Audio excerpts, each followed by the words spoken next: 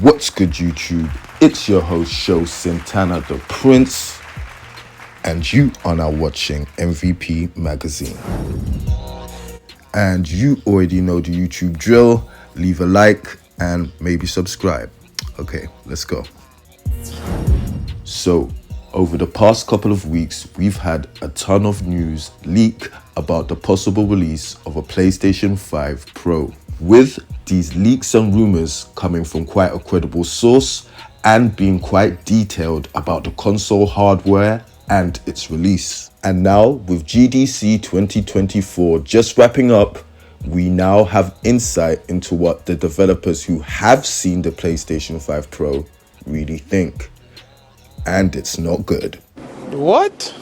Now, this news comes courtesy of Christopher Dring and the Metro at the GDC conference, where he stated that all the developers that he spoke to didn't quite see the point of a PlayStation 5 Pro, as they haven't tapped into the full power and utility of the current PlayStation 5 console.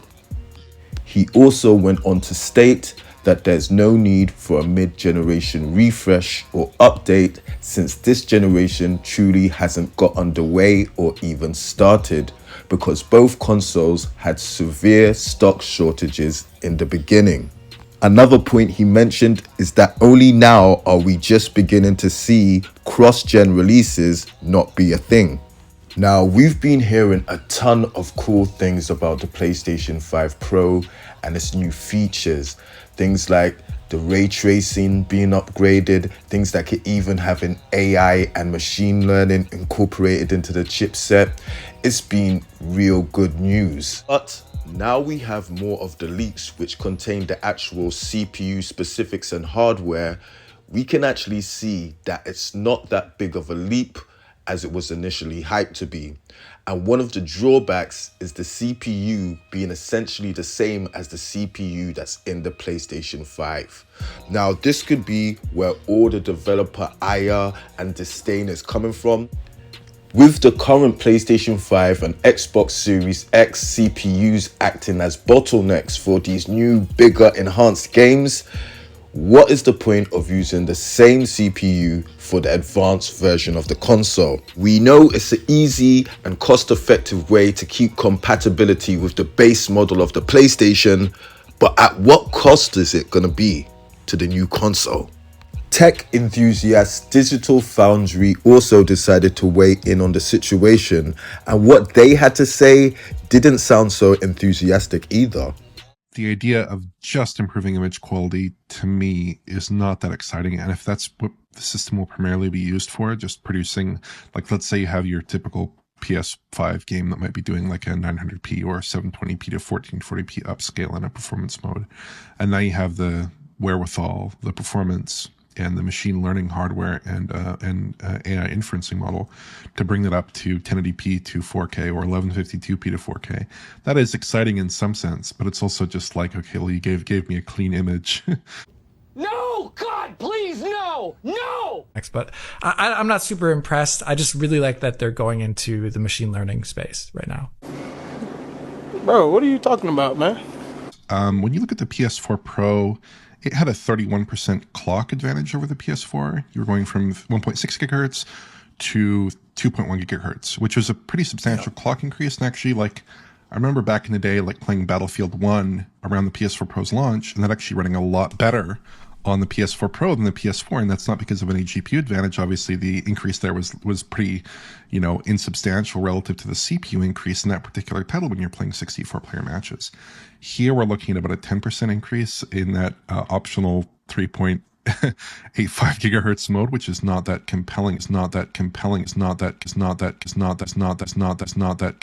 especially in light of, and I'm sure Alex will talk about this a lot, in light of ray tracing, where ray tracing can be really intensive on the CPU.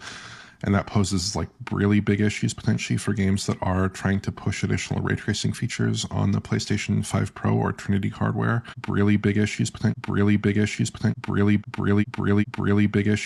for games that are trying to push additional ray tracing features on the PlayStation 5 Pro or Trinity hardware. And that's potentially a really big problem. Digital Foundry's main talking points in their interview was the fact that the PlayStation 5 Pro has a ton of great things going for it, but the CPU being essentially the same as the one in the current PlayStation 5 ruins all the possible potential it could have. Now, when you bear all of this information about the CPU and other console specs in mind, it's obvious to see where the so-called developer apathy comes from. But to play devil's advocate, it's kind of for a good reason. Sony wants to keep the price of this console down. They want it to be mass market. They want as many people to jump on board and buy them as possible.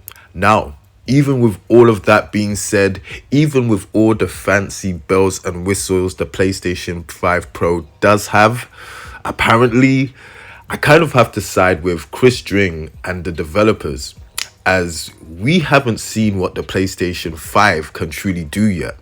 And it'd be nice to see what the headroom of that console can do when it's fully pushed to its limits.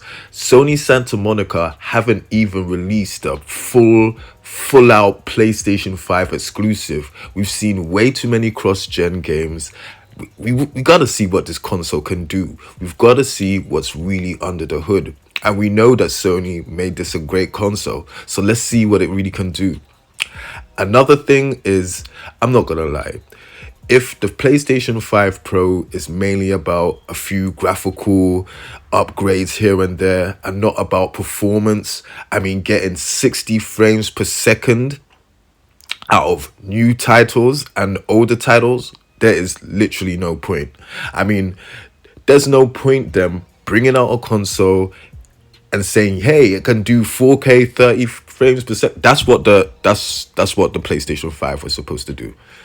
And bringing out a PlayStation 5 Pro that's going to be doing 4K 30, that's ridiculous. That even if it does 4K 30 on every game, that's still ridiculous. We should be pushing for performance right now. And if we're going to push for performance, let's start with the console that we've all got in our houses first. Right now, Sony shouldn't be making the same mistake that Microsoft made, which is putting money in other places instead of being the games. Right now, it'd be really nice if Sony could get us some more games. This year, they've started very strong. Final Fantasy, Rise of the Ronin, Stellar Blade in quick succession. That is wild, I will not lie. But come on, give us more. That's great. Last year was kind of light, you know what I'm saying? So give us more. But that being said, let me know what you think. Do you want a new console? Do you want a new PlayStation 5 Pro?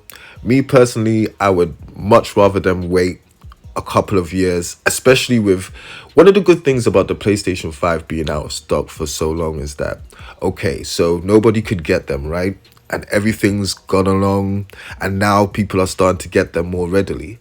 So in the next couple of years, the prices for the newer GPUs and CPUs, they're going to be really cheap.